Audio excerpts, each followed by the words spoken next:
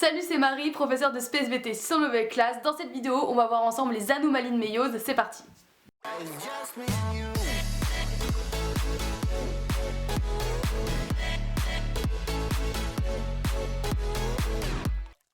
Dans la dernière vidéo, je t'expliquais comment la méiose pouvait conserver l'information génétique, notamment durant la fécondation et donc du coup sur plusieurs générations. Et bien en réalité ça ne marche pas à tous les coups et donc du coup je vais t'expliquer pourquoi aujourd'hui. Mais avant ça, je t'invite à t'abonner à la chaîne Nouvelle Classe pour ne louper aucun cours, mais aussi à te rendre sur le site internet novelleclasse.com en description pour voir les exercices et les QCM qui vont te permettre d'appliquer ce cours et donc mieux le comprendre. Allez, c'est parti, on y va!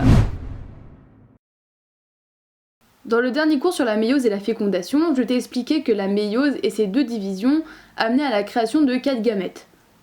La fécondation, quant à elle, est la fusion de deux gamètes de deux individus différents, entraînant la formation d'un zygote.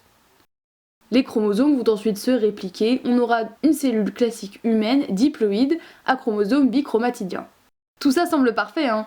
Eh bien malheureusement, ça ne se passe pas toujours bien, il peut y avoir des anomalies, notamment lors des deux divisions de la méiose. Si tu as suivi les exercices de première sur Nouvelle Classe, j'avais fait un exercice qui abordait cela. Pour bien comprendre, schématisons la méiose et la fécondation de manière raccourcie. Ici on a la première division, la deuxième division. Lors de la première division, il est possible que les paires de chromosomes ne se séparent pas bien. On aura alors une cellule avec 3 chromosomes dont une paire et non pas 2 chromosomes seuls. Je t'ai schématisé à droite l'erreur de division et à gauche le cas normal. Pour bien comprendre ce qu'il se passe, on va se concentrer sur la première division de la méiose.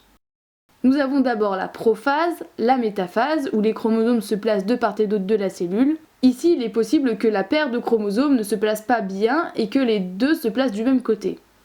Lors de l'anaphase, les deux chromosomes homologues seront donc alors tirés du même côté, et lors de la télophase, on aura deux cellules, dont une à 3 chromosomes et l'une avec un seul chromosome. Or, une méiose ne s'arrête pas là. Lors de la deuxième métaphase, les chromosomes vont bien se placer sur le plan équatorial, et lors de l'anaphase 2, les chromosomes vont bien devenir haploïdes, mais on aura 2 gamètes à 1 chromosome, et 2 autres à 3 chromosomes. On va maintenant illustrer la fécondation de ces deux types de gamètes anormales avec un gamète classique. Le gamète avec un seul chromosome donnera un zygote avec un chromosome solitaire. Ce zygote donnera lieu à une monosomie dans le karyotype, c'est-à-dire qu'au lieu d'avoir une paire de chromosomes, il n'y aura qu'un seul chromosome. D'un point de vue phénotypique, la monosomie se manifeste de manière très différente selon le chromosome touché. Par exemple, cette anomalie peut toucher le chromosome X. Un karyotype féminin ne ressemblerait donc pas à ça, mais à ça. Cette monosomie du chromosome X est connue sous le nom de syndrome de Turner et se manifeste donc d'un point de vue phénotypique par une petite taille et une absence de puberté entre autres.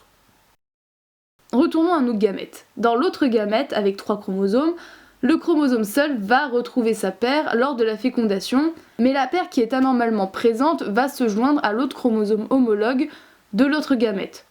On aura donc un triplet de chromosomes et une paire normale de chromosomes. La présence d'un triplet de chromosomes est appelée la trisomie. L'une des trisomies les plus fréquentes est la trisomie du chromosome 21, avec des manifestations phénotypiques telles qu'un visage rond, un nez large et un retard psychomoteur entre autres.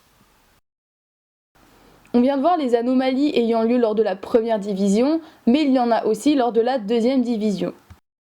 Après la première division de la méiose, on aura 2 cellules haploïdes. Faisons subir à l'une une division classique et à l'autre une anomalie de méiose. Lors de la métaphase 2, les centromères vont s'aligner sur un plan équatorial et les chromatides vont être séparés lors de l'anaphase 2. Il est possible que les chromosomes ne s'alignent pas parfaitement lors de la métaphase et qu'en anaphase, les chromatides ne soient pas séparés. À l'issue de cette anomalie, on aura pour une cellule un gamète haploïde à 2 chromosomes, mais un des 2 chromosomes aura 2 chromatides. L'autre gamète n'aura qu'un chromosome haploïde. Observons que les zygotes vont donner ces gamètes anormaux après fécondation avec des gamètes classiques. Le premier gamète, avec un chromosome bichromatidien, va donner un zygote diploïde, mais n'oublions pas qu'après fécondation, il y a une réplication, ce qui nous donnera encore une fois une trisomie. En ce qui concerne le gamète à un chromosome, cela va encore donner lieu à une monosomie après fécondation. Pour mieux illustrer des exemples de monosomie et de trisomie, je t'ai parlé de troubles phénotypiques, comme la trisomie 21 ou le syndrome de Turner, mais dans la plupart des cas, ces anomalies de méiose conduisent à des zygotes non viables, entraînant la mort du fœtus. D'autres anomalies de méiose existent qui ne sont pas à l'origine de troubles, mais plutôt de diversité génétique. C'est le cas du crossing over inégal que je t'expliquerai dans une autre vidéo. On va conclure cette vidéo par un petit résumé parce qu'on a vu beaucoup de choses.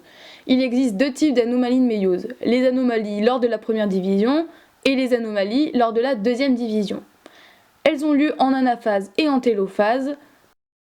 Les gamètes seront soit à un seul chromosome, à 3 chromosomes dont une paire, ou à 2 chromosomes dont un à 2 chromatides. Après fécondation, les zygotes obtenus seront soit trisomiques ou monosomiques. Ces deux phénomènes sont la plupart du temps létaux, mais peuvent causer des troubles chez le nouvel individu créé. Il existe une autre anomalie de méiose appelée le crossing over inégal que je t'expliquerai dans une autre vidéo. Voilà, c'est fini pour cette vidéo, j'espère que tout était clair. Si je peux te donner un conseil, ce serait de refaire les schémas autant de fois que tu peux les retrouver sous forme de fiches sur le site novelleclasse.com. Dans la prochaine vidéo, je vais te présenter d'autres mécanismes de la diversité génétique et d'ici là, révise bien.